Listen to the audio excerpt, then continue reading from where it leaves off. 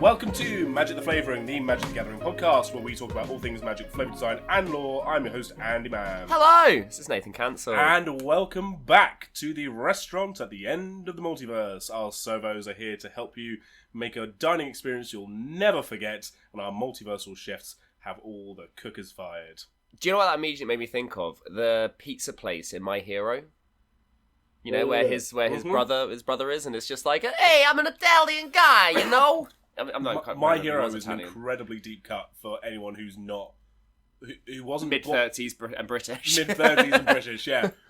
Look up My Hero. I have to apologise off the bat. I had a heavy week last week of being at a punk gig in Manchester that then backed into quite a heavy wedding that I was the best man at, and I have caught every lurgy under the sun.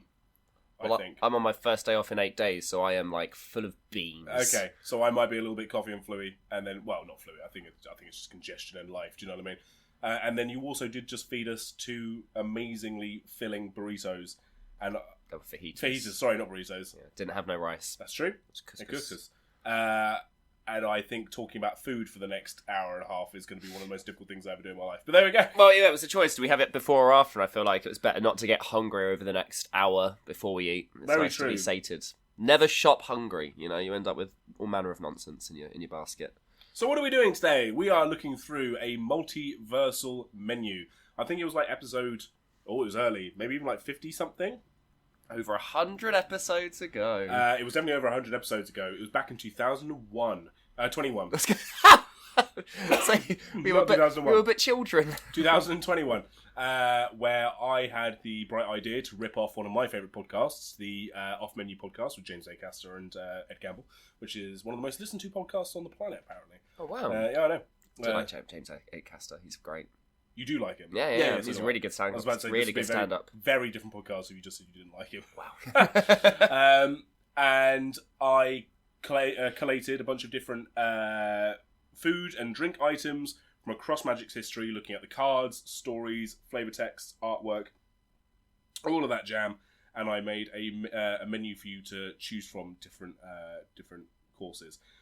Now, for this one, so since 2021, there have been obviously quite a few Magic sets. Here are the kind of ground rules for what we're doing today. Here's what I'm omitting. Here's what I'm sticking to. In terms of the sets, I am not doing Kelsapri's Universes Beyond sets. Fair enough. Some of it was obviously fantasy-based. Oh, also, by the way, there is like massive like roadworks just over the way from us.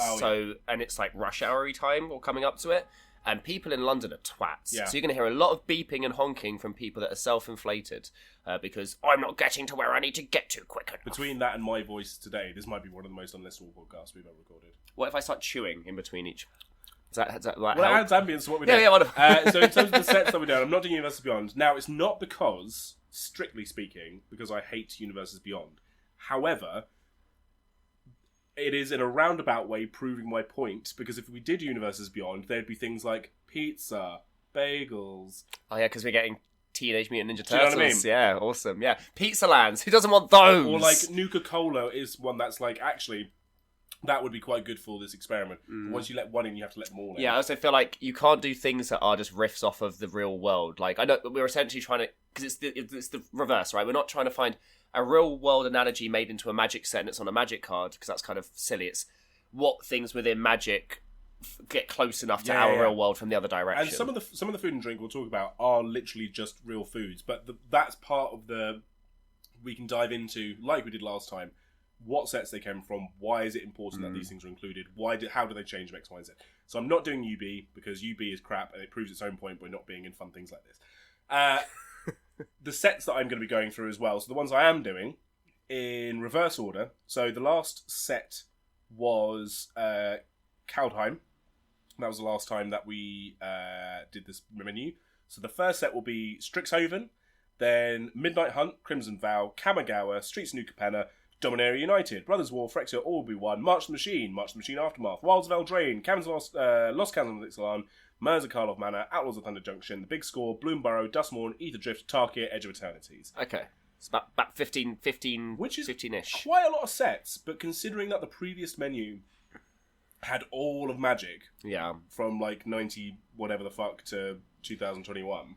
Yeah, so you'd expect this to be, and obviously there's a lot of like plane revisits in this as well. Like it was kind of like with the robots thing of where the first half took a really long time, and then by the time we got to the second half, we could skip through. I guess also there must be a caveat here of where the Omen Pass have kind of brought like revolutions, right? You know, to most planes, like, and everything's kind of catching up to what is like a standard modern norm ish. Yeah, there will be aspects of that actually. And I guess it's one of those like, if everything can connect to Ravnica, doesn't everywhere just have tomatoes and coffee? You know, that kind of idea. So it'll be interesting to see that and how you worked against that, or how that might have worked against you. Yeah, there are definitely, and there's also in researching this, there are definitely mentions of foods from other planes. There's a really good line in one of the Thunder Junction side stories where one of them goes, "Oh yeah, there's that drink that the gods of that plane drink to become immortal. You mean Halo? No, that's from the City plane. Ravnica? No, the other one."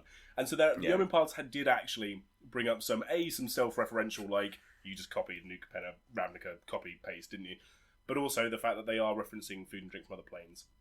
Can it because you weren't able to transport food weren't. by planeswalker travelling, but I'm assuming that with all other goods that have been traded, you can obviously then. I think that's maybe one of those metaphysical Omen Path things, is why they're quite important, is because they're basically just tears through the multiverse. Yeah, because now suddenly everyone can have beer. There will also be, as we get into this menu, a few callbacks to other foods from the previous menu, and I haven't included every single mention of foods. I've curated from the things that I've had. It is interesting. The planes where food is quite important, whether it's on the cards or on the storyline, and ones where, like, after looking through everything, I couldn't find any discernible, usable mention of food and drink. So pretty much all of the Phyrexia arc. Yeah, true. How do they sustain themselves, actually? I mean, there must be some necromantic kind of like magic to the oil as well, but like I don't think there are certain metaphysics you don't need to go into, and with Phyrexia, there's a lot of things you go, don't think about it. Robot zombies, just don't worry about it. Further caveats are, I'm not just trying to serve you food that any denizen of the multiverse can have. I'm not going to give you a goblet of wedding blood wine, for example, right? Because you're not a vampire. Yeah, that makes sense. Yeah, well, it's funny because I put food into Scryfall and I only come up with four cards with the name food in it, being food chain, food coma, food fight, and spider food. Yeah, and spider food not from the latest Spider-Man set. Weirdly enough, that's the bagel. But I was looking at food chain. I was like, it's that age-old line of like anything's food if you're brave enough, right? Yeah.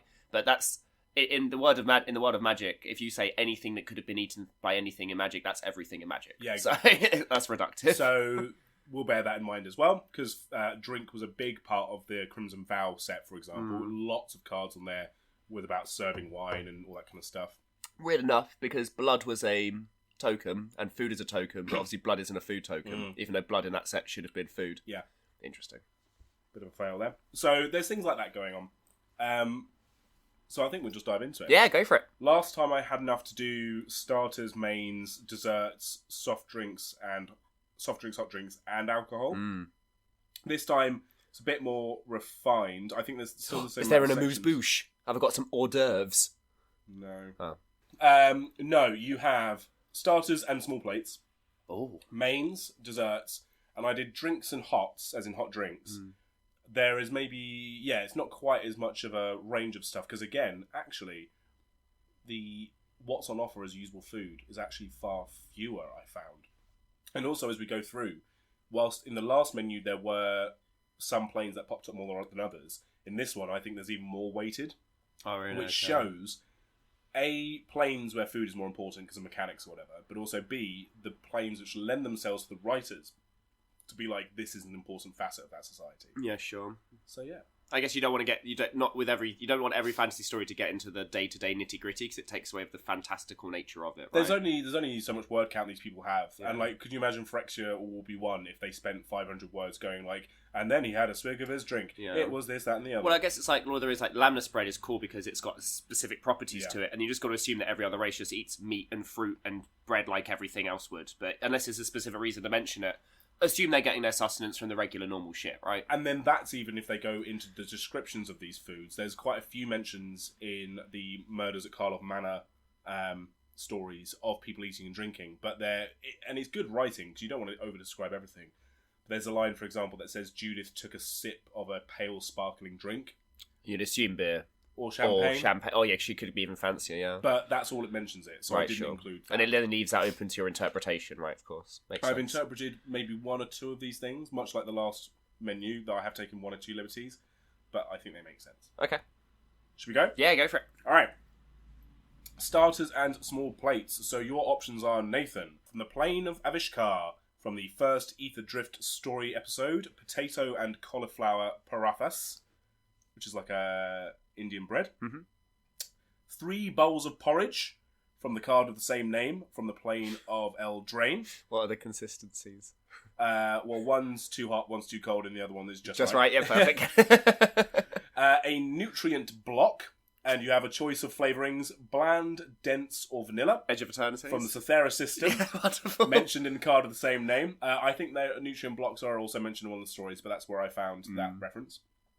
And you have sambar stew, again from Avishkar, and again from the very same passage in the first story episode. Nutrient block. So I'm just going to have to look at what the colour of this nutrient block is. So potato and cauliflower paratha. So great. 3 bowls of porridge, a nutrient block, and samba stew. What's tickling your fancy? Oh, the stew. I like hot starters typically. Really? What I would like is I'd like the stew and the bread, so I can dip the bread in the stew. Oh, okay. Is this much like your birthday meal, where we basically just got one? Yeah, that's exactly what I'm imagining. Yeah, exactly. Yeah. Like, porridge is fine, but I don't think porridge to start a meal is probably particularly clever. To start a day, yeah, absolutely. Yeah, I as listeners to the podcast will know, one of the things I don't necessarily like about Eldraine and things like that are the on-the-nose references. However, in a world where we have universes beyond and secret layers, those references have become much more subtle in comparison.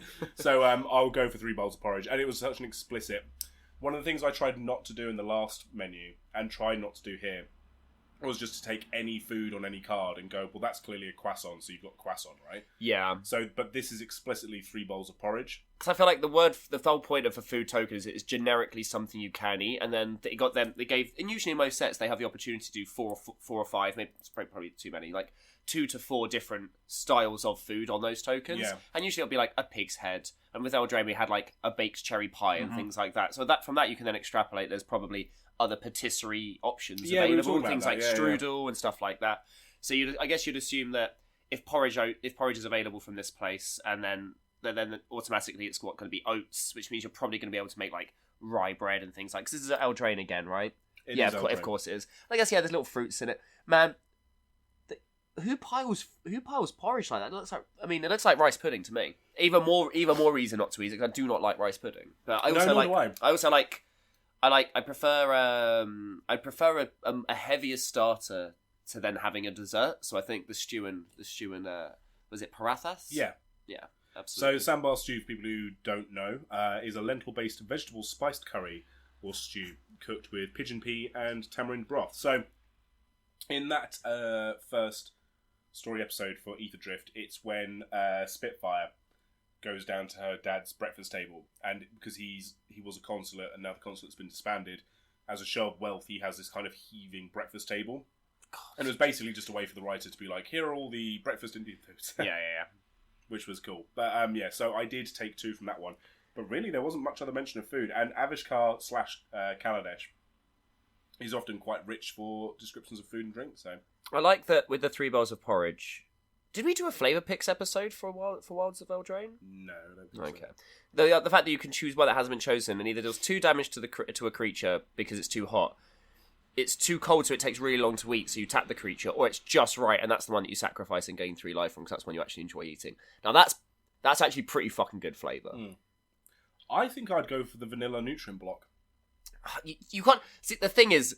tell me that the vanilla nutrient block is going to look any better than this. It almost got like a fin to it. It's almost like it's been vacuum packed and it's like been morphed by the vacuum packaging. I don't know, man. I'm kind of a sucker for like stupid concept things. Also, dense isn't a flavour. Maybe for Tannoch, dense is a flavour. Maybe they process flavour differently. Also, I guess the idea is that certain species might consume things differently or have different taste buds and stuff like that. That's a whole other I like how he also meted out bland and dense as being 2 different flavours. Yeah, because I guess it would make sense because some flavours can... Like, I would say something like cumin isn't bland, but it's dense. You know, like it's when people do like the cinnamon challenge. Like that's a real dense spoonful, you know, even though it's fine powder, like that takes a lot to get through. Mm-hmm.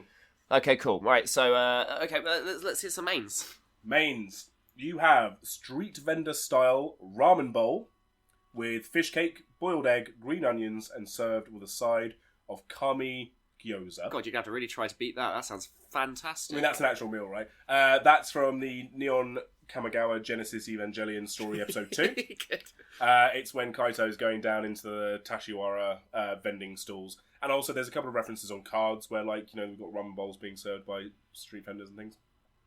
You've got a prairie mushroom burger, which is featured, this one's a bit of a deep cut, on the card Provisions Merchant from Thunder Junction. Give you a bit of a moment to look that up.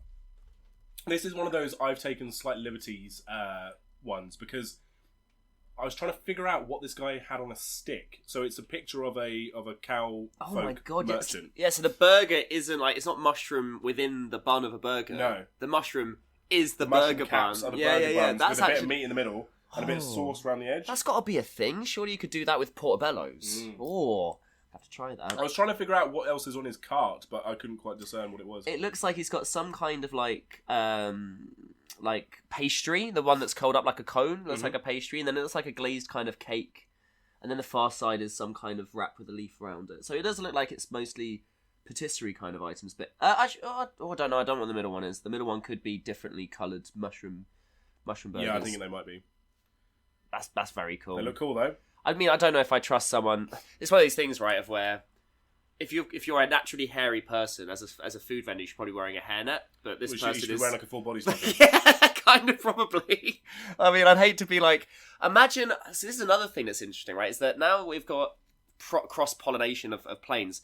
Imagine coming from a plane that has like health and safety, like EHO, Environmental Health Organization, and then you go to a plane where it's like you're not even wearing gloves. Yeah. You people eat this. Like you can't regulate that. Like policing across the multiverse must be impossible across so many things. The only 2 places that spring to mind that would have health regulations like that would be Avishkar and Cythera System. Yeah, because they're just far enough. I think Ravnica might even start to be like, they might have sanctions be like, you can't serve that. Mm-hmm. You know, there might be a limit. Because I'm also thinking about things like allergens. You know, and this is obviously I run a hospitality venue that serves food, so a lot of my job is making sure that we're compliant with all of the standards. So I'm thinking of things like, God, imagine having like a nut allergy. Like you wouldn't even know what you'd be able to eat. You know, going plane to plane. God, it must be. Because there's loads of little things. We say like, yeah, okay, it must be really bad when you happen to planeswalk to Shiv or to somewhere like the Abyss or something. It's like, just imagine having every plane you go to be like, cool, so what can I eat? Yeah. What even is there to eat? Welcome to this plane where all the people are made of peanuts. You're yeah. Like, it's like, you ate my family, no! So funny. Moving on, we have Doro Wat, Dorowat, with a side of Rustic Tibs. Now, Dorowat and Tibs... No, be careful. Because Dorowat and Tibs are Ethiopian foods. Okay. Yeah. Tibs. So, Dorowat is a type of stew. I just searched it into Scryfall. I meant to search it into Google.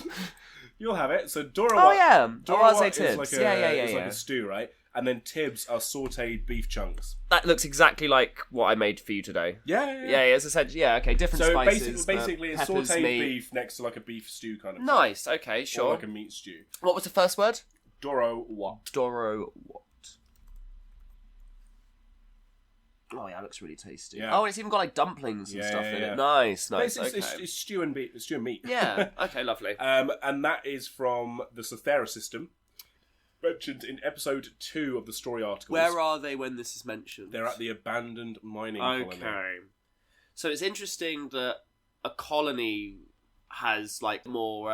It's less processed. Yeah, that's something that feels more honest. Like actual like hearty, I've made it with love, you know, rather than being a nutrient block. I wonder where they feel like the efficiency has to happen. I guess because if everything's spacefaring, then obviously you want everything to be super efficient. It's the same with space food, right? Like space food. Space food. We all know space food. Or army food, where it's ration packed and things like that. Sure. It's to be efficient as possible. So I guess that makes sense of where a nutrient block does everything you need to do within the most amount of efficiency. Yeah, I think it's a really interesting touch that they've used this food for that part of the story. Because it's from real world Ethiopia, it kind of shines a light on the kind of different human cultures that could permeate in the edge on the edge of Eternities. The other thing that's interesting as well is that the word rasteak, Rasteak, I couldn't find that as like a real world thing, and I think that's their way of being like, this is space Tims. Yeah, do you know what I mean? That must be some sort of creature in the Eternities. I guess who is it that's eating? Is this the Carvus? Is it no? mostly... This is oh my god, we don't really Sammy. So this is one of the families. They go up to that house where the family is meant to be there, but they're not there. And the vibe. Oh, and there's just food There's food on the table, but we don't know what nationality. We don't know what species or what creature type they might be. I assume that they're human. I think because Sammy says that he used to eat Tibbs on a different ship. Okay, interesting. All the time. Because I guess that's something that would be quite cool, is knowing like. Because I guess the insects, I can't remember what they're called now. The ones that are on the whatever the insect. Well, the ice tiller fucking card, whatever that is. Like, who knows what they eat? Do they eat something that's a little bit more substantial? I guess. Is it one of those things of where, because humans are the only animal on Earth that prepares their food, there's almost like do you reckon that's also then reflective in the multiverse of where most even other humanoids don't really mind too much about having like specific cuisines, and it's more just, they just sustain themselves? I have actually found all the cards that I would refer to as chef cards, and one of them is from Edge of Eternities. You've got Ragost, who's the of course, chef. There's lobster chef. Yeah. He doesn't know. He's not a chef that cooks lobster. He is a lobster. He is a lobster who is a chef. Yeah. I wonder if he thinks he's delicious. But also, then, are they allowed then to eat? Because that's the other thing, right? Yeah. Imagine as a human being like, "Oh, I love shrimp," and then you go and meet this alien species of shrimp, and they're like, "What are you doing?" And they're eating their human. You know. For those who know the show Robot Chicken, yeah. which I think is actually probably now much more popular than it was when it was actually airing. I think initially it was one of those things like South Park, of where first and foremost it was like, this is rude and edgy and you shouldn't like it. Whereas now it's like, okay, Rick and Morty is one of the most popular shows on TV, so of course people like Robot Chicken. In one of their Star Wars specials, you have Mon Mothma and what's his name, Admiral Akbar, and they're at a restaurant, and Mon Mothma goes, "I'll have the calamari," and the waiter turns to Admiral Akbar and he goes, "Well, I'll have the side of bitch with an extra fuck you." Because it does raise that question. Again, we always look at things magic related from that human perspective, and a lot of protagonists tend to be human, right? Because I guess there's also this, like, it's really hard to create a whole other species and give it like the full understanding and depth when it's a fantastical species that you've not even actually got real history about. But then there probably are things out there that eat human and think that human is something that's absolutely fine, but you can't really go into that because then it starts becoming weird macabre science fiction. We spoke, I think, previously at length about, do people on Ravnica eat beef with all the Minotaur folk? Yeah, right. Yeah. And this is where like you kind of have to stop asking questions, because so don't ask questions, because surely everything should be fine. But it is interesting that they do bring up, not non-efficient cuisine also in a place like Edge of Eternities, where you'd expect there not to be such flamboyance. But then also, you've got a lobster chef. I mean, I've actually answered my own question with the do Ravnicans eat beef question with the next main. Is there a burger? Kovold haunch, served raw from frozen. And it's on the card. Raw from frozen? Look at the card. Kovold, Kovold, haunch, served raw from frozen from the plane of Ravnica, found on the card of the same name. That's insane. So there are two other Kovold cards, and they are essentially giant beasts of burden on Ravnica. They're huge bison. I like how it says, "Did you mean?" and then that also isn't a card. Kovold. Have I got the name wrong? Is it Krovold? Because it's not Korvold. It might be Krovold. Damn it. No, it's okay. So you'd think Scruff go, "Oh, did you mean this card?" And then you go, "Yeah," and he goes, "Well, that's not actually a thing." Yeah, I get. Oh, yeah, because they are beasts, but they are like, I guess they're more like bison kind of style. They're huge as well. They're giant. God, look at the size. Why would you eat it cold though? So and I like how it's an equipment because you can, wield it. So it's a big leg of this beast, but it's got ice like still clinging to it from where it's been frozen. So I feel like I feel like they could have gone really deep on this. Because I like the fact that when it's put into the graveyard, you pay 2 white, 1 and a white, and it makes 2 dogs. The idea is the same like Lady and the Tramp and stuff. Like you throw food out and it attracts wildlife. But then the fact that it's an equipment that you can eat, I feel like something needed to have happened. Like you could only eat it after you've attached it to a creature, because then it's warm enough that you can eat. Because like frozen meat's really difficult. You don't eat meat frozen. No. Well, I think this one's a bit of a cheat for me because I don't feel like this is intended for humanoids to eat. It is for animals to eat, rather. I mean, it's on a chopping board That's what I'm saying. Next to garlic or whatever their thing of garlic is, cherry tomato or plum cherry tomatoes. Some red onion here as well. Like this is very much like, all right, this is just it. This is just an English kitchen. But I like the idea that like Ravnica is the city plane where they take everything to the extreme. So people who have like raw or blue beef. Like, how about fucking frozen? Yeah. Well, I'm also imagining there must be somewhere that goes, like, there must even be like in like the back alley, you know, the who knows, in the black market. There must be a restaurant that goes, you can bring me anything and I will try to cook it. Yeah. You know, challenge my abilities and let me challenge your palate. You know, because especially again with the Omen Pass, like, who knows what animals and stuff you can find from other places that you go, maybe this is delicious. If you eat cactus folk, are you still vegan? Ha! Do they harvest the cacti for any sort of aloe vera properties? Well, ayahuasca. Yeah, exactly. Yeah. Like just smoking himself. Yeah. Like, no, you can't get high smoking the cactus. Just imagine picking your own flowers, just rolling it up and having a little toot on it. Oh, that's amazing. Oh, wonderful. This is opening up my mind to so many. And the last meal for the mains, because you got a choice of 5 mains, is Bumbleflower's Share Pot, ideal for large groups, from Bloomborough on the card of the same name. Get your mind out of the gutter. Sorry. Get your mind out of the gutter. Sorry. This is a family show. I've heard a lot about her share pot. Let me look at... I don't know why I find that so funny. She always makes large portions. Oh my god, look at the size of it. Her share pot, thank you, may have overestimated the portions. But she's not even cut half the fucking vegetables. Because it's whimsical. I know, she just chucked it all in one. That'll do. Whimsical. Can I look at Agatha's Soul Cauldron for a moment, please? So Agatha's Soul Cauldron is on my list of maybe includes. Amazing. And I thought, well, actually, who's drinking that? And it's like, she's the only one eating it. Yeah, true. Yeah, who is she making it for? Herself. Because it's like an immortality cauldron, isn't it? Yeah. Until she gets put in herself, which is irony. I think there's 3 different depictions of Agatha on cardboard, and I think it's 3 different artists, and each one of them definitely got the brief of buxom, sort of big hair, big nails, witch trope, where it's kind of like glamour witch, right?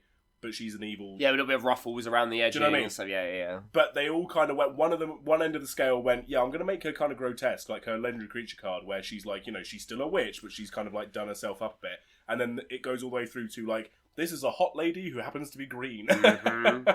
Which I feel like that's the dichotomy of witches in general, right? Yeah. It's just very funny how, like, they just 3 different briefs produce 3 different outcomes on a scale. So it's not Bumble because she hasn't prepped any of this. She's just chucked it all in. You are a dick. How dare you? Look, as someone who cooks food, you don't just throw in the carrots with the leaves on. I'm sorry. And what's really annoying is Bumbleflower's only got 2 cards, right, with the name Bumbleflower. In her regular artwork...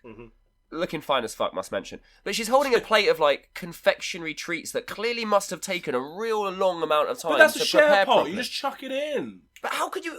The cabbage isn't even You submerged. boil it down, she'll whisk it, she'll blend it. Fine. Okay, right, go through the options Sorry. me. Yeah. There were a lot on this one. So, street vendor ramen. We spoke about that about an hour ago. Which card was this on? Oh, it's not on a card, it's in the story. So No, but if you can imagine it... Oh, Christ, I can't remember what I have to write that one off because it's like a whole meal and it's also playing to like my favourite food, so I'm automatically biased. In the passage, there's a little kami who's a kami of street vendors that's looking at all the ramen being made, and there's 3 gyoza floating around its head. It's cool. Do kami eat? Can you eat kami? Anyway, carry on. Well, I think that's a question Tezzeret was very much trying to ask, wasn't he? Yeah. Oh, yeah, true. Yeah, he wasn't doing soul work. He was like, is this edible? Yeah. Do the different colours mean they taste different? That one's blueberry. That one's lime. Can I have some ectoplasm, please? Get your mind out of the gutter. Sorry. Street vendor style ramen. Yeah. Prairie mushroom burgers. Yeah. Doro Watt with a side of ratsack tibs. Bumbleflower share pot. And Crow Vold haunch. So it's not the hot. It's between the tibs and the mushroom. The reason the mushroom is because looking at the picture of it, I'm really curious as to what that tastes like. The tibs I know is just the kind of food that I enjoy. But because I started with wet, sloppy curry and bread, I feel like I've got to move on to the mushroom burger. Interesting. So my toss-up was between those two as well, if I was being honest. I had a lot of, when I was in Sri Lanka, which is a very different part of the world from Ethiopia. Ethiopia. Come on, try saying that when you're half a can deep. Half a can. Half a can. Ooh. They're not big cans my first either. Cherry Coke. We're drinking JD and Cherry Coke because we're adults. Yeah, well, the cherry's the refined bit. When I was in Sri Lanka, some of my favourite food over there, which is an amazing country for food, was a lot of their sort of versions of beef stew, like their sort of like take on that. It's just so fucking good. It's delicious. So yeah, I think I'd go for the Dorawat and Tibbs as well. Yeah, I'm a hot pot fiend. Like I even for what I cooked you earlier, I was like, I just want to put a bunch of things in a pot and leave it on to cook for like 3 hours. And by the time I got home, it was too late to do so. So I'm sorry for that. Well, one of the foods, studenty style foods that I remember I watched you make once, and I was like, how the fuck was just simply, it was like sausage casserole. Yeah. Just shit tons of onion. Yeah, just chuck it all chuck in it all there. in gravy. Yeah, basically, lovely. just keep adding things until it tastes good. It's delicious. How am I hungry again? Anyway, carry because this is a really good menu. Let's hear my least favourite course. I hate desserts naturally. What? I know. How have I never known this about you? I'm sweet enough. You're a Peter Pan. You're a Milky Bar Peter Pan. I'm sweet enough. I know. I just don't like prepared. So the reason usually is I'm typically quite fussy when it comes to textures, which is why I like stodgy food. Now the problem with desserts is it's usually a clusterfuck of textures and also a clusterfuck of temperatures. And my brain, my simple-minded mouth just goes, too much point. Don't like. That's such a good point. There's a lot of hot with cold. Yeah, and it's also, there's a lot of things like, you've got like chocolate with fruit, and I'm like, so it's sharp and it's smooth. It plays with flavours. That juxtaposition. I love juxtaposition of colour. I hate juxtaposition of flavour sometimes. But especially in desserts where I feel like they're deliberately pushing it to the forefront of being like, look, there's this weird soft with hard, there's this weird cold with warm, and for some reason, brainy no likey. What's your favourite flavour of ice cream? Butterscotch. Fucking what are you talking about? Don't tell me it's... Or like something like raspberry ripple. I like raspberry ripple. How is that? Well. But that's cream with fruit. But it's all one consistency. But that's like... And also it has to be... Because it's... The whole thing is just one lot of the juxtaposition. It's not going, hey, butterscotch there are nuts in this cake, but it's also 5 different types of nut. There's cashew in there, there's pistachio, there's a little bit of macadamia. I'm like, stop. Would it surprise you to learn my 2 favourite flavours of ice cream in reverse order? So my second favourite is mint choc. I was going to say, was it mint choc, Jimmy? Are you mad? Love it. So you love a Viennetta then? And people who say that it tastes like toothpaste, you're wrong and you don't have taste buds. Yeah, mint and chocolate, delicious. Yeah. They're 2 different flavours, what are you talking about? Yeah, but it's not... So... This is why I don't want to get into it. Did we talk about this last time? When it comes to sweets, I'm really strangely fussy. Like I tend to not like. So I was given a biscuit when I was younger, and it was a biscuit with raisins in it. Oh yeah. And because my nan called it a squash fly biscuit, which for some reason now I don't like when there are things in my thing that I don't know about yet. I mean, raisins. As people get older, I think raisins in stuff is one of those millennial meme things of like. We don't have to like raisins in stuff. Like Coronation Chicken is ruined every time with raisin, and it's not because of the flavour, because I can chop up apricot for that same flavour and put it in the Coronation Chicken and think it's delicious. It's because as I'm eating the Coronation Chicken, every now and again I get a little crunch, and it has that little burst. No, I agree on Coronation And it's the same. Chicken. It's a similar thing with nuts in chocolate and fruit in chocolate. Because when I was younger, I must have gone for a bit of chocolate, thinking it's going to taste one way. Then the texture changed, the flavour change has happened, and so ever since then. I've been almost like scarred and traumatised as a kid, and I've learned over the years to get over it. Like I never used to like jam because the pips that were in it was like the seeds in it was like crunchy and smooth. And over time, I've got over some such things. When it comes to desserts, especially when it's at the end of a meal and I'm no longer hungry, I look at it and I go, "Nah, mate, I'm all right." So my just to finish off that thought, my favourite flavour of ice cream is strawberry. Oh, what is wrong with you? I don't. It's like strawberry milkshake's the only flavour of milkshake I do not like. A milkshake is different to an ice cream. Okay, it's just colder. No, what are you talking about? It's just colder. No. But this is a different. Right. Us just getting arguing over dairy products. This dessert menu is gonna not work for you. It's fine. No, I'm willing to have an open mind. I'm also very much willing to try things. I'm just always under the impression I'm probably not going to enjoy them as much as people want me to. First up. Yeah, go for it. This is another one where I've taken a slight liberty. This is probably the second of 2. A leg of minstrosity. freshly slaughtered from the plain of Eldraine, monstrosity from the card of the same name. Now, the reason I included this like one... a candy cane. Yeah, it's the candy cane monster. Well, I loved it. The reason I included this one is because How do you spell monstrosity? Mint, Yeah. or a minstrosity, or is it mintstrosity? It might be mint. I think it's minstrosity. Okay. Yes, it is. Okay. So the reason I included this one is because for a plane that has a whole faction and colour pairing of green-black dedicated to candy cane horror monsters, and it being like Night of the Living Dead but with candy cane, which I think is exactly the phrase that we used when we did our Eldraine picks, right? That set. And the village of Sweet Tooth, and Greta was there, and she was like a zombie slayer of things. They have the village of Sweet Tooth makes for such a cool. Like you could do such a cool D&D campaign around that. But place. there's no discernible food item that I could have served you. Like they didn't have a food token. Yeah, because there was what's the one that's the adventure that has like the weird sugar muffin thing that's all like got the more going on as well. Oh yeah, well there's that one, and then there's another adventure which is Welcome to Sweet Tooth, which is a layered cake. I was almost put the layered cake on there. Oh yeah, that's good. But yeah, because it's funny, right? Because it does even the card. So monstrosity, when it dies, you make the food token. So the idea is that you can't eat it while it's still trying to come at you. Yeah. When it's dead, So that's why I included this one. A, because it was something slightly different from a cake, because it's quite ubiquitous across Magic, and B, because it's the only. There's a lot of food synergies, but that one was the most direct of. Like, yeah, Welcome to Sweet Tooth. They're just clearly some person who was like way too into like frosting art. Into what's it? Britain, not Britain, Scott. Great British Bake Off. Thank you. Or as the Americans call it, the Great British Baking Show. Oh, that's so much worse. No offense. Sorry, guys.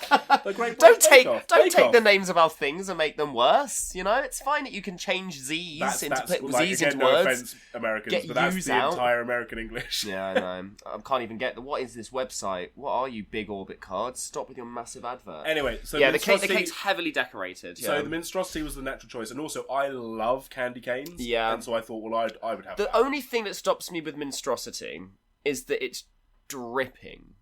And if you've ever opened a candy cane when it's a little bit sticky already, when the sucrose is it's coming out gross. Yeah.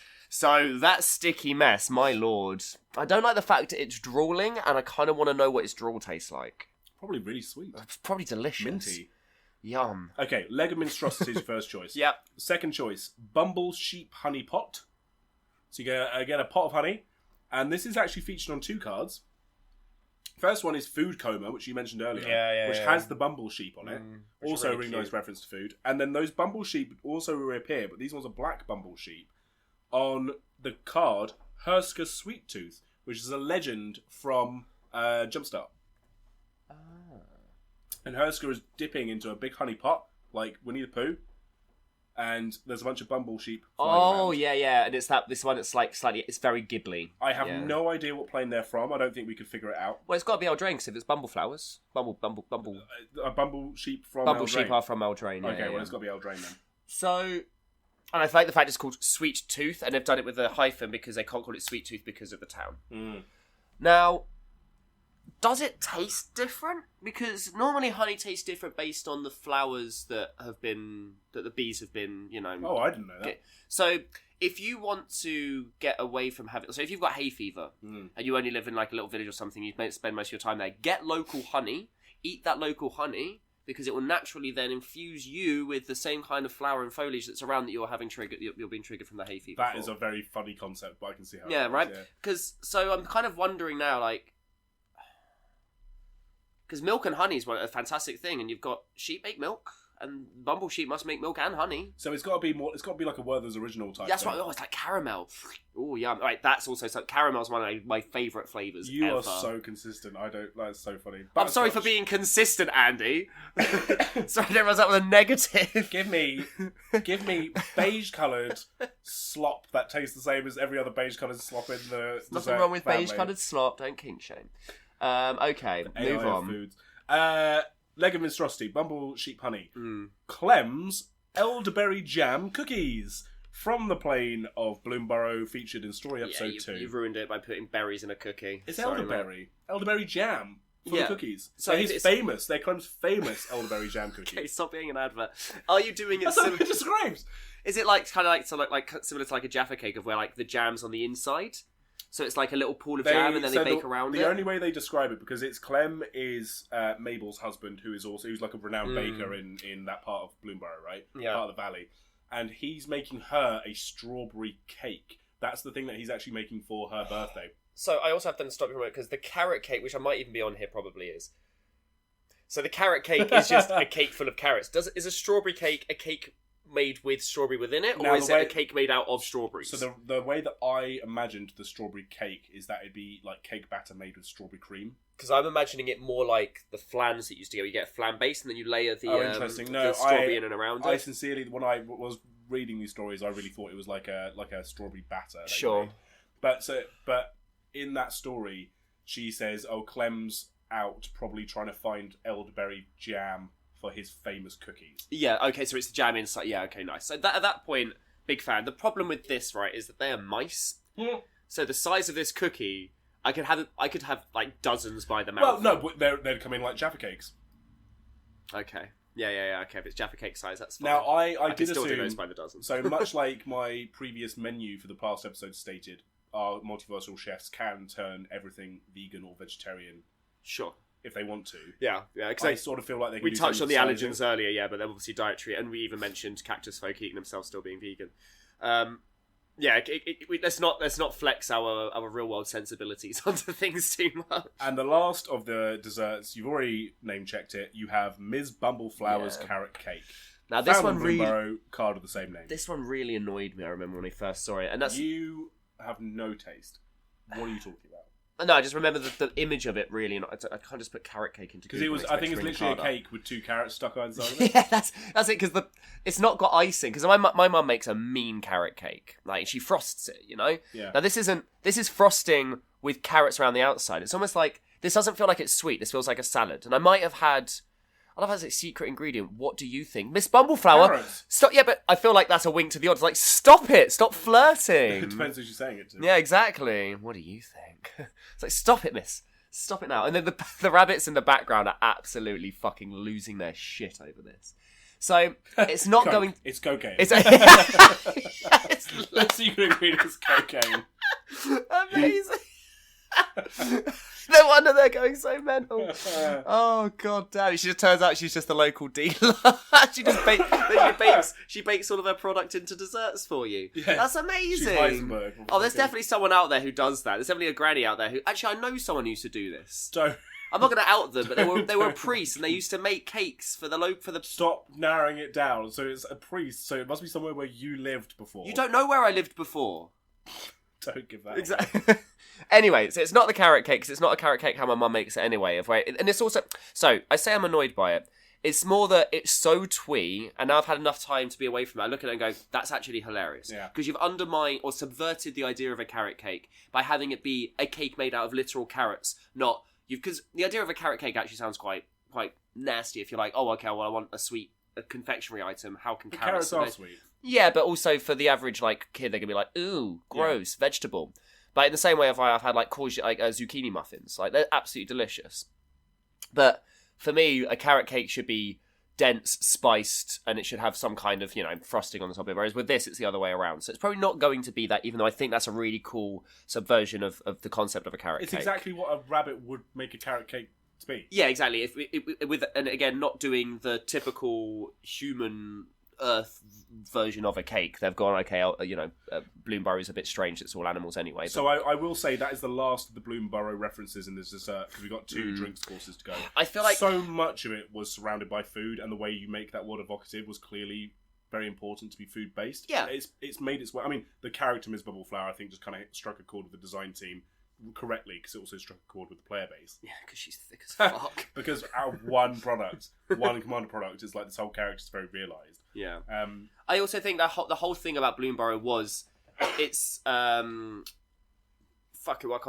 Down, right? The idea of going, how can we convert everything from from a normal countryside environment? How can we just convert that into animals and then make it kind of cute and twee on that side of things? Which it's very easy to go to do stews and cakes and things like typical British cuisine things and go, cool, they're just made by all these lovely little cute little rascals. And then it's kind of funny that all of the other ones aren't really recipes or things that have been constructed. It's just like the thing in its pure form. Mm-hmm.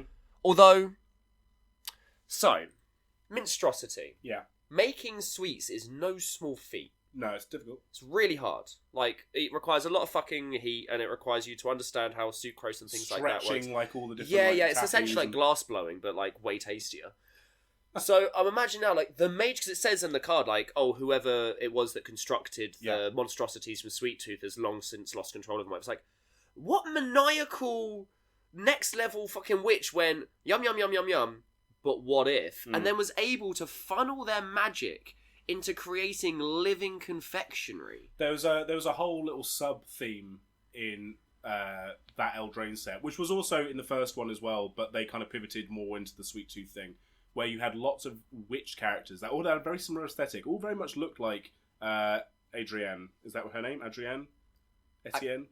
Ariette. Thank you. Got there in the end. They all had that kind of evil stepmother, white hair, big collar vibe going on. There's about 2 or 3 cards that have them on, and they all have that kind of like trickstery gumdrop witch vibe. Yeah. Whereas the set previous in Throne of Eldraine, they were all very much like Apple, but kind of like bog witchy. Yeah, even the one with the bacon to a pie, I think you can even see in the background. She's just got like kind of scrag. They look like hags. Yeah, whereas these ones look like kind of temptress witches. Yeah, God, these are some mummies. Yeah. Why are we so? What is it with food and horniness today? But like, I've got a full belly, okay. But like that was obviously a design thing that went the way through. So it is kind of interesting. There is a commander card which came out that was Brenard Ginger Sculptor, who I think is kind of he's being cited. He creates golems, right? He's the progenitor of all the gingerbread people, all the ginger brute and ginger like Sir Ginger and all that kind of stuff. God, yeah. There's something strangely ominous about being able to make conscious food items. Again, anything's food if you're brave enough, which I guess, so for an average lion, they just look around and are like, why do they keep making these people so delicious? There's an episode of Adventure Time where Jake makes a sentient sandwich, and in fact, there's a bunch of different episodes. The fucking Candy Kingdom is like, it's all things that you can eat. Like, are the gumdrop, like, guardians? Like, are the gumdrops within them their brains? You know, like, I think because they do, like, zombie episodes, don't they, where they all eat each other? Yeah, like, it starts getting quite messy. And I like that we've mostly only really touched on planes that feel a little bit more, like, closer to home. Like, again, when I was saying, like, I look at Bloomberg and I'm like, oh, that's just the English countryside. You know, similarly, Eldraine is European style, it's Germanic folklore, so it has a very similar close to home kind of feeling to it as well.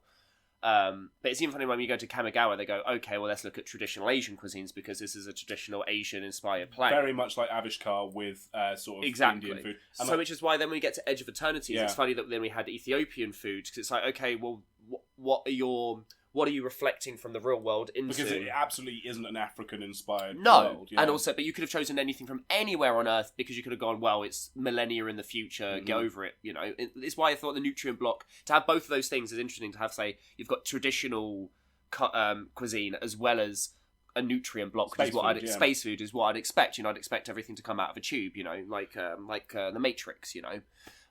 So it's quite interesting that they did that even for Edge of Eternities, whereas a lot of these are kind of limited to the planes of where you kind of go. It is interesting talking through it, and like back to one of my questions at the top of the episode of like, when's it important and when's it not?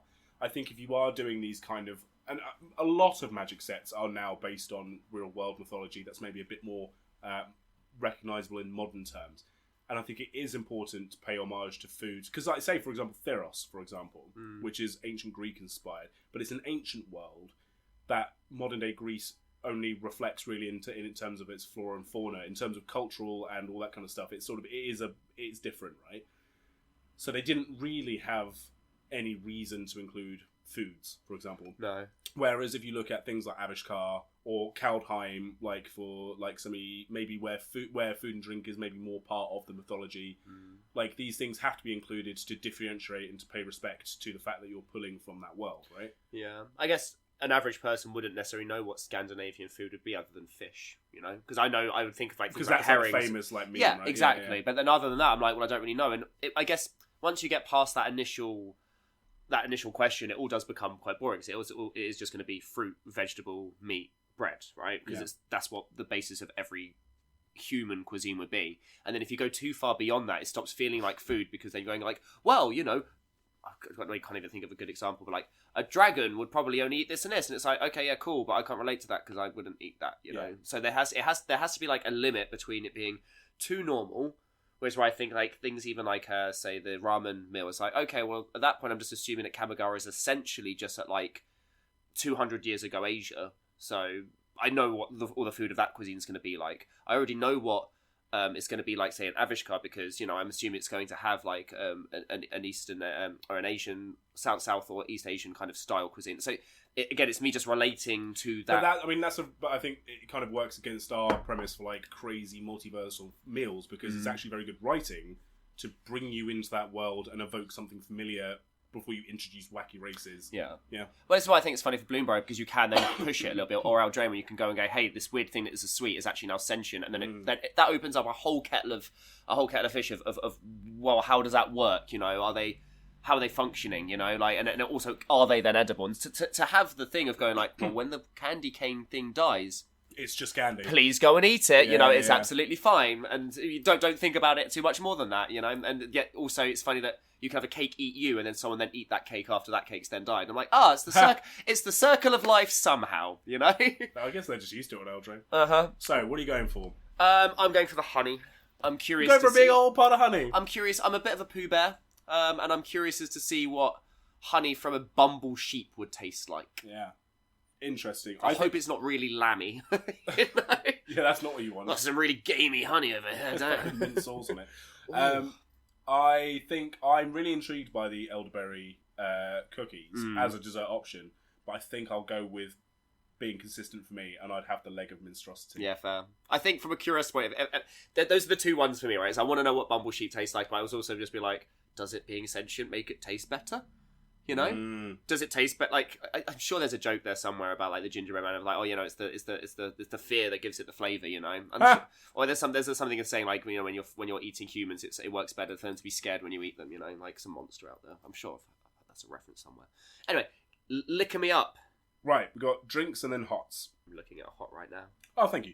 There are only 3 options for your tipples for this evening. Dag nabbit. Black licorice spirit. Sambuca, basically. So this is described in 2 stories. This is from the Cythera system. So much food and drink in those stories, Interesting. Man. Black licorice spirit from the Cythera system, mentioned in story eps 8 and 9. It's first mentioned, so it's when Hilea and Alpha Real are on Sammy's ship going to meet Tezzeret. And they're calling this kind of truce, and Sammy's like, okay, to have the mallow mass, I'm going to give you food and drink. Yeah. So he gives them like whatever he has lying around.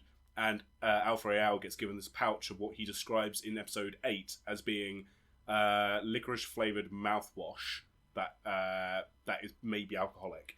And then in the next episode, he's described as drinking the black licorice spirit. Right, okay. So he's it is definitely an alcoholic drink. Yeah, okay. So that's essentially black Sambuca, which, you know, I'm just going to say now is my least favourite alcohol. Halo, from the plane of New Capenna, served in a... Now, I'm going to say this wrong, you're going to correct me. Served in a coupe glass? Yeah. Coupe?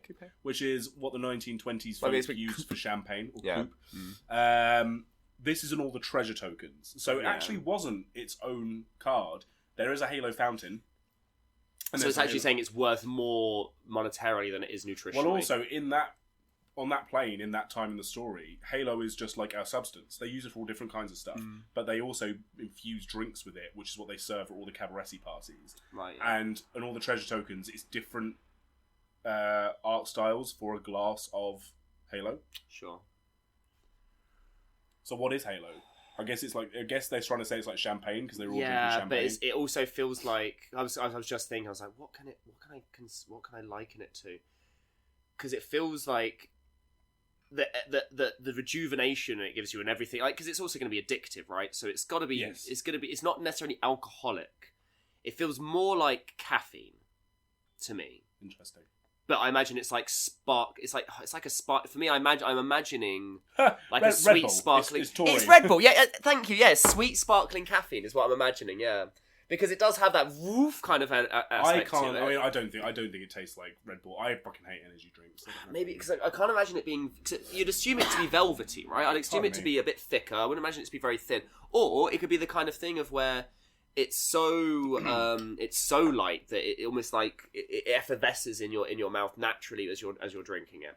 I can't. Obviously, there's no real world thing I can imagine. Other than could it be like milk? Well, I sort of felt like it was like really light, sparkly champagne. That's kind of how I always pictured it. So I can't imagine. For some reason, I can't imagine it carbonated. But that's just because I imagine they drink it raw. But then I don't know how it's made. You know, is it like angel nectar? Well, it's angel juice. Yeah, but is it what kind? Juice in what way? Well, I think, aren't they blitzed? Like, isn't it like blitzed? Isn't it like put an angel in a blender? Well, look. What's her name? Who's the Giada? Giada is creates Halo. but is she like no? You know, she's not excreting it. You know what I mean? But it must be. Yeah, it's like because that changes my opinion on it quite significantly. The card is Halo Fountain. Yeah, but that's like they've put all of this. That's when you get a bunch of it and then you put it in the. It's not like the fountain is creating it. You know, you've got enough of it that the fountain is like just regurgitating. Isn't it the physical manifestation? It's a bit like ether. It's like the physical manifestation of angels. Okay, that's fine. I mean, because the thing is, I don't mind honey, and that's bee vomit. So it's like there's angel vomit. Yeah, Giada's not a person, just to be clear, my bar is very low for what I'm willing to consume. I just want to know what it is before I do so. See, I would have thought Halo would have been a slam dunk. Okay. It is, but now we've opened the fucking doors to some weird-ass questions. What actually is it? Exactly. I wonder if we go back and listen to our episodes on New Capenna, maybe we try to answer it then. I don't know. Black Licorice Spirit, Halo, or, and you're going to have to Google this one for me, because I don't think there's a real-world allegory. This one is an interesting one. Mm-hmm. Amaranthine Liquor over Ice. Amaranth. From the plane of Arcavios, mentioned in one of our story pick episodes, A Cry of Magic. So it's interesting. Amaranthine by itself as a word means unfading, eternal, or immortal. Yes, it does. But I'm sure that amaranth is a thing. It's a plant, and can you consume it? It's a amaranth juice? I don't think so. What kind of a plant is it? It's a flower. Flower, yeah. It's the flower. It's like a pink blooming flower. There's a whole. It's a kingdom of flowers, or a species of flower. Amaranth juice can be used by juicing the leaves of microgreens of the amaranth plant. So it doesn't use the flower. It doesn't use the berry.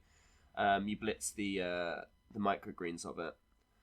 It's supposed to be really rich in minerals, vegetables, vitamins, and antioxidants. Like this drink is kind of really they're playing it's really like a juice. On the verge of it being like a fantasy liquor made from something that's like approachable in our world, but on Arcavios they've found a way to turn into spirit. Well, there's a question, I guess, of do they mean amaranthine in terms of like close to amaranth, the real world ingredient we know, or do they mean it specifically in being like it's really old? So this is like can I see what the exact phrasing? Amaranthine liquor over. Yeah, so it's not saying that the liquor's really, really, really old. Now, is that liqueur or liquor? That's liquor. Right. So this is being drunk by Ruther Squallheart, who's the Prismari Orc, as she's in her own abode. And it's when Felisa Fang comes over to like try and cheer her up. And you'd assume that an orc would want something a bit harder as well. I've got a feeling it's quite strong. I'm imagining it's going to be similar to like Chambord. Or something like that, of where it's probably not like it might even be hard liquor, but at that point it might be moving more towards something like brandy, you know, of where like, you've really pushed more like brandy, pushed it really far to the point of where it's going to be alcohol led rather than flavour led. You know, it's not going to be this is the flavour of the amaranth and then it's got alcoholic quality to it like Chambord. It's going to be like no, we've kind of pushed the proofing of this as far as we can for it to be like, you know, the kind of thing. I think it does mention in the story later on that it is quite strong. And typically, if you do it over ice, it's only for two reasons. You want to cool it down so the flavour of it's less strong, so it's nice and smooth, like with vodka. Or, like with whiskey, you want the ice to melt to open up the liquor, to make it easier to drink and to get all the flavours out of it. Which would, in both ways, denote it being quite a strong alcohol. It is. There's in the same story, there is, in fact, just leading up to that passage, because it's Ruther's recounting when they first became friends with Felisa. They do talk about going to a pub and drinking too much. So I wonder if they definitely have like a beer or a beer substitute on that plane.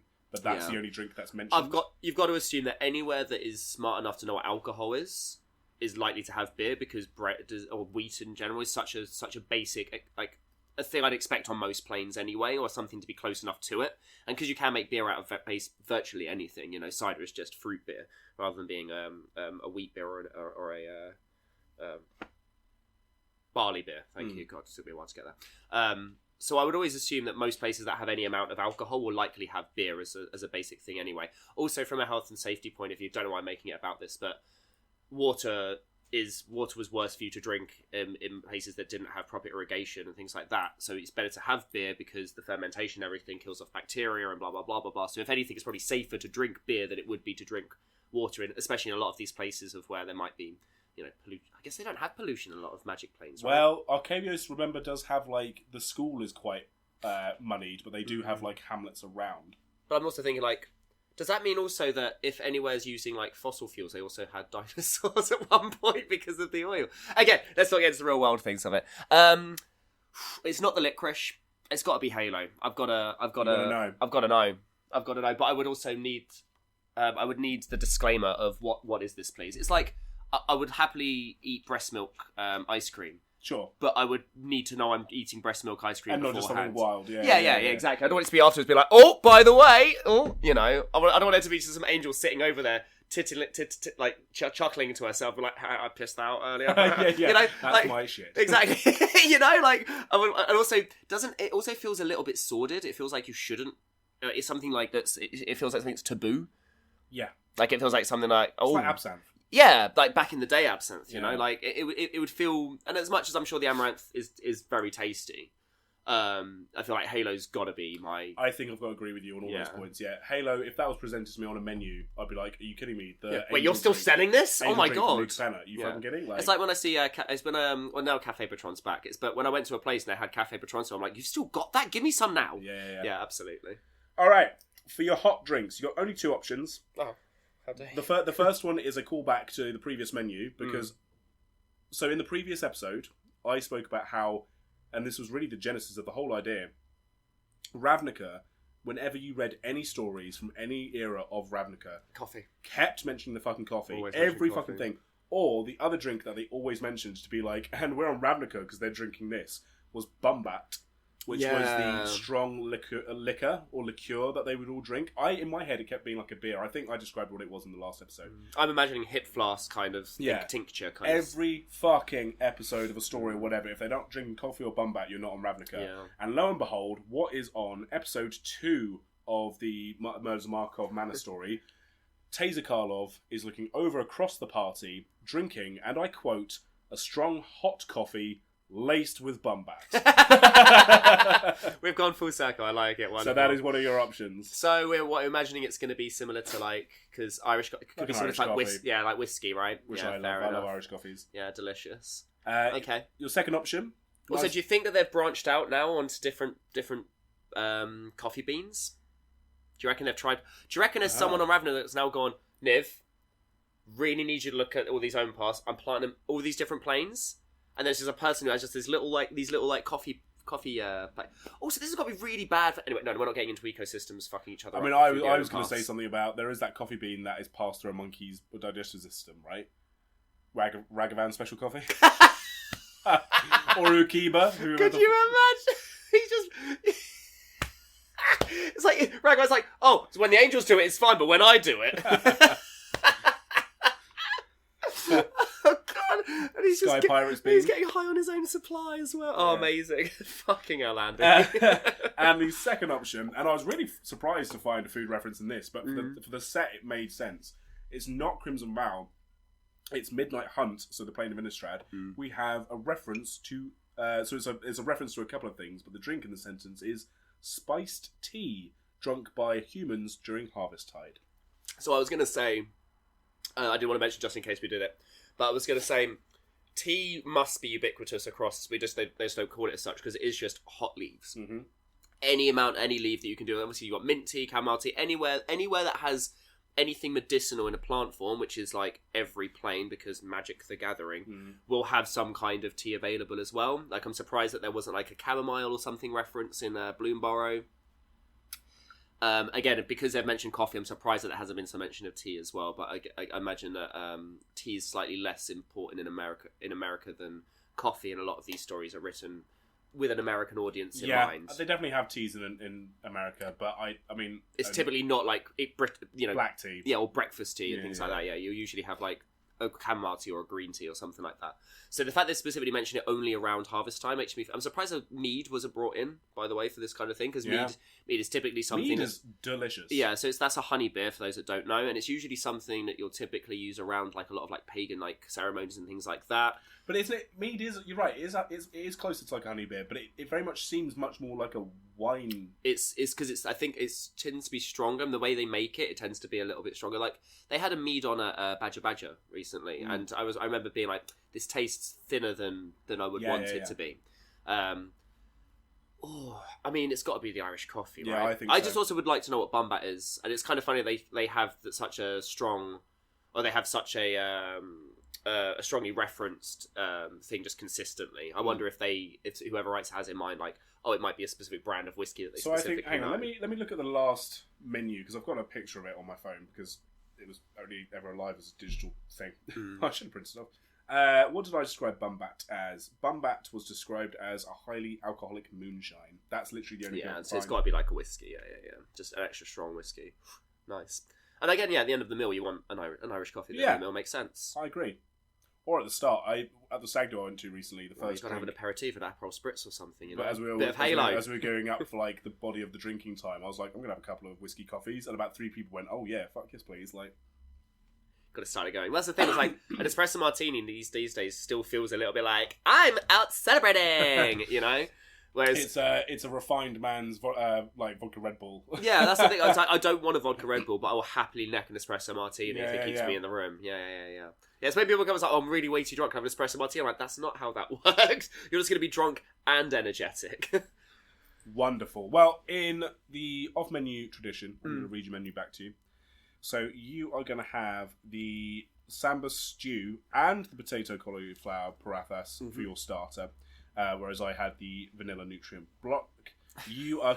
That doesn't sound good saying it. No, it doesn't sound... you are going to have the... You're going to go for the prairie mushroom burger for your mum, and I'm going to go for the Dora Watt with Tibbs, but either of us will try probably the other person's one. I'll add cheese and bacon, thank you. Such a Philistine. For the desserts, I'm going to have a leg of monstrosity, whereas you are going to go for the Bumble Sheep Honey Pot. Yeah.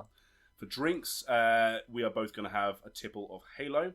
I'll probably also order a snifter of amaranthine, maybe just a shot of it. And for hots, we're both going to have the strong coffee laced with Bumbat. Are you happy with that meal? Absolutely. I'm probably going to put a bit of the Bumble honey in the Bumbat, sweeten it up a little bit. God, I really want an Irish coffee now. God damn you. I mean, we're drinking whiskey. Yeah, fair. That's a good point. So, just as a little aperitif. No, not aperitif. What's the one at the end? Digestif. A digestif. Let's have a little look at... So, I remember way back when, and I seem to remember it was when Guillaume was first spoiled. You and I spoke about how we would love to see more characters, Magic the Gathering characters, that are just like people who are just really fucking good at their magical job.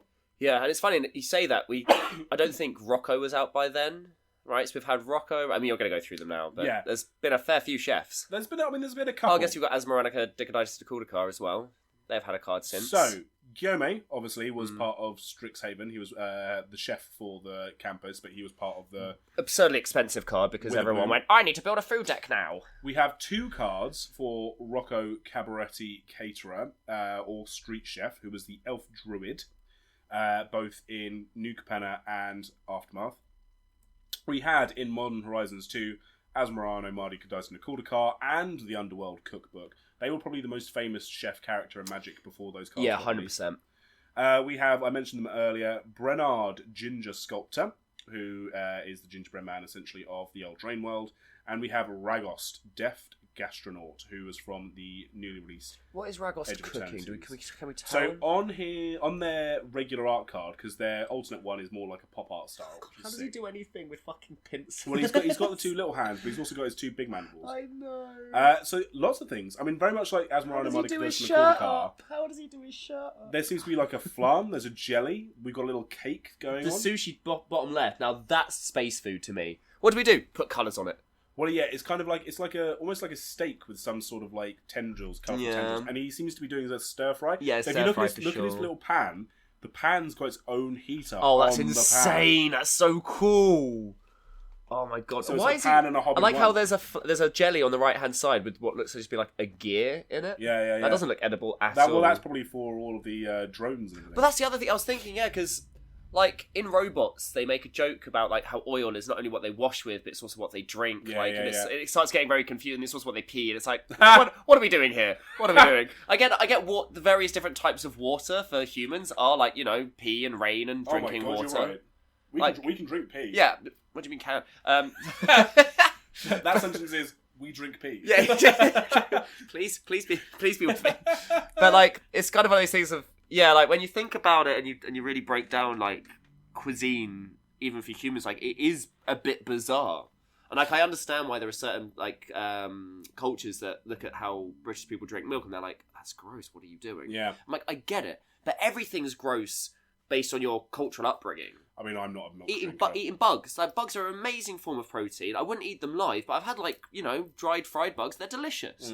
But then you look at a bug and, like, you know, in England, you go, I'm not eating a spider. And that's crazy. But in some places, like, that's, like, it's a delicacy. And it's all about preparation, right? It's about opening your mind and understanding what the nutritional value of it might be and whether or not it's socially appropriate, you know.